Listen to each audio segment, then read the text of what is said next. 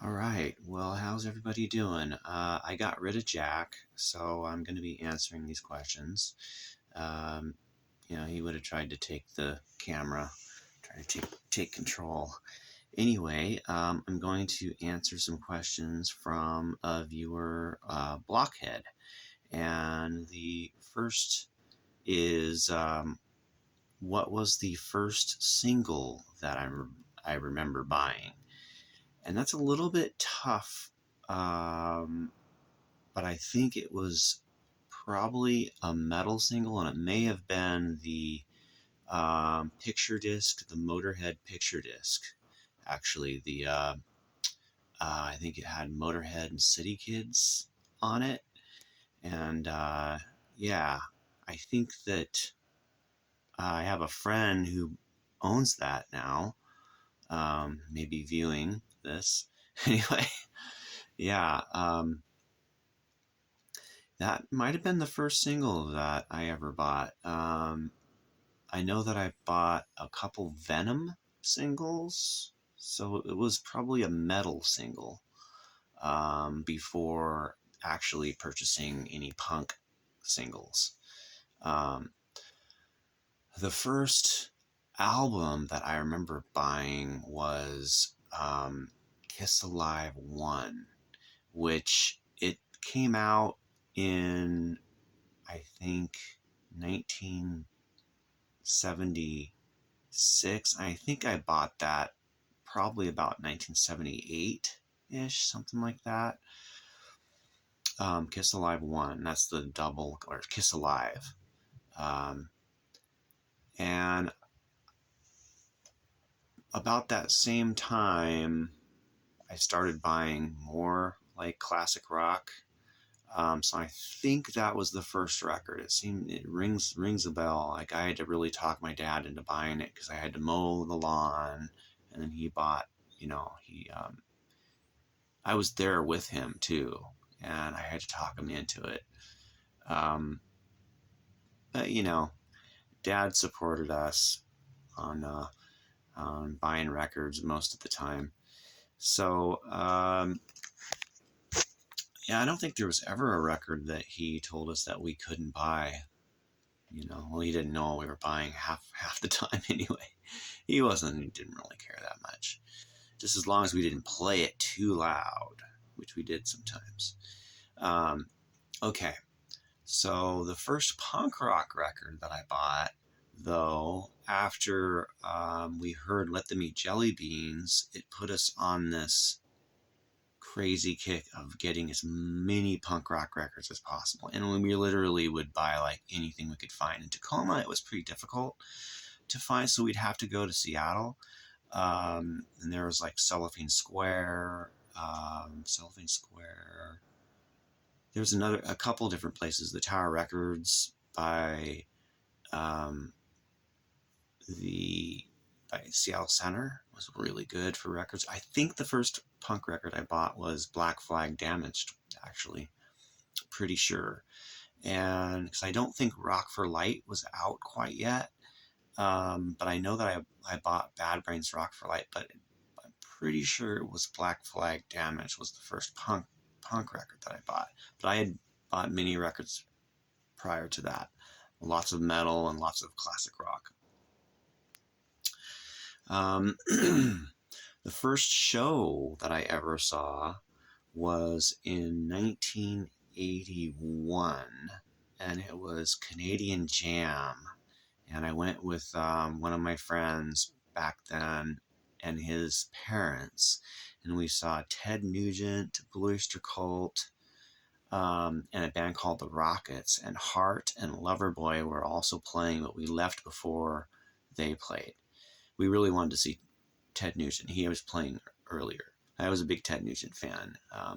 That's the thing. Like Ted Nugent is, Ted Nugent, not not the coolest dude anymore, but he was pretty inspiring for punk rock back in the day because he really was kind of like, completely insane, good guitarist and screamed, and that was pretty innovative for the time. There wasn't a lot of a lot of musicians screaming like that, and kind of with that over the top personality, that at least hit mainstream.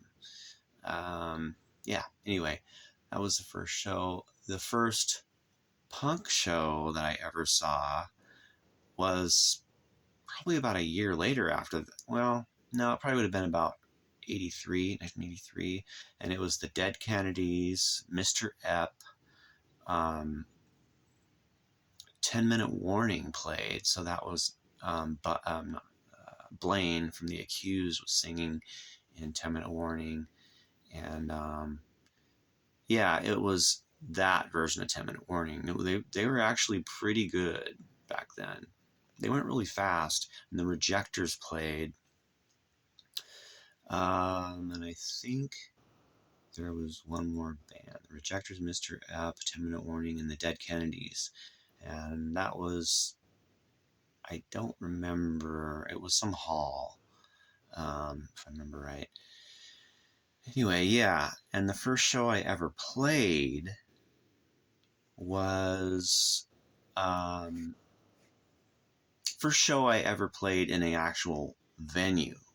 First show I ever played, ATG, so this is before Noxious Fumes, and it was myself, my brother, George Reber, and Bill Roper. We had a band called ATG Against the Grain, and we played a party, and that would have been probably in 83, early 83. And the first show I ever played in an actual club was at the Tropicana in Olympia, and it was with JFA and the Sun City Girls and Noxious Fumes. I don't remember who else played. It may have even been the Melvins, but I'm not sure. I don't think the Melvins played that show. I think it was I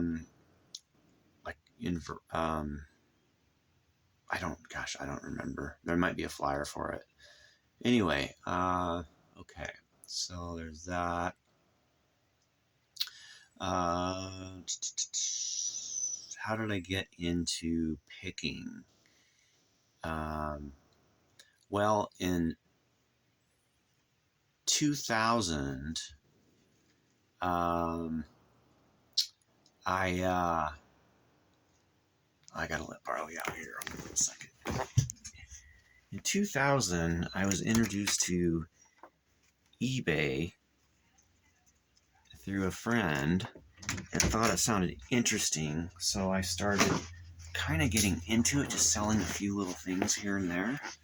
And then I had a job for Cosmo.com delivering miscellaneous, like everything from, at one point we were delivering milk and cigarettes and movies. It started off as a movie delivery, and that was in Seattle. Anyway, it went under, and also a big change in where I was living happened, so I moved out and found another place to live. So at that point, I had unemployment for a little bit, because literally Cosmo.com just went under. It was like the .com bust. So that was in 2001, early, like January or February, I think, of 2001. And then I just started like thinking, well, I wonder, I'd like to try to find some rock shirts or something. Now like everybody's looking for freaking rock shirts. It's kind of crazy. It's like a lot of it's funny because a lot of kids like are doing almost how some people get started. I just thought of it. Nobody told me. I was like, oh, and maybe there's some old like rock shirts, because I knew that they were worth, worth some money, but I didn't know how much. So I just started like going to the Goodwill outlet, which was the old outlet. It wasn't like the new wave of Goodwill outlets didn't exist. It was just like a little outlet outside of the Dearborn store in a little building in Seattle. And And then I started going every day. And then I started going inside of the main Dearborn store, and I saw people waiting, and they were kind of waiting around. And then I saw carts roll out with stuff, and it kind of clicked. It clicked that, oh, there's people waiting for stuff to come out. And there was kind of an antique area, and I started seeing guitars and drums in there. And at that same time, I was the drum tech at Trading Musician in Seattle, and I was learning a lot more about vintage drums and about like some vintage other musical instruments. So I put two and two together and just started finding stuff to resell. Now back then there wasn't a cell phone you could look everything up, so it was kind of like a shot in the dark. Sometimes I'd have somebody hold something behind the counter, and I'd go home and I'd research it, um, or I would hide it for like an hour, go home and research it, and once in a while I'd find something that I'd be very surprised. That, wow. I remember one thing, there was a vintage, not even that vintage, but a calculator made by Hewlett Packard, and it was like a nurse's assistant calculator, and it was like $4. I remember hiding it, and I wrote down that I got home and it was worth like $300. And I busted back and I bought it, and then it just really clicked. I was like, oh man, there's stuff out there. And then I started like really getting into sunglasses at one point, finding all types of different sunglasses to resell, um, and records. I mean, oh my God, like records would come out like crazy, so many records. At one point, Rock and Rod, um, he was in a band called Rock and Rod and the Strychnines, but he worked there, and he'd like be the record guy. At that time, they were starting to price records, a little bit more, but still great records would come out. And yeah, so that's how I got started in that. And I'm gonna have to do another video about my favorite punk records, because that's just an insane list. My favorite metal albums. Yeah, I mean, I know Jack mentioned a lot that I'm into. I know that he forgot, like, obviously early Iron Maiden and Motorhead. He says Motorhead reminds him more of a punk and classic rock band. So I don't know. Anyway, all right. Well, hey, thanks for listening, and thanks for that great question, Mr. Blockhead. And we'll talk to you soon. All right. Bye.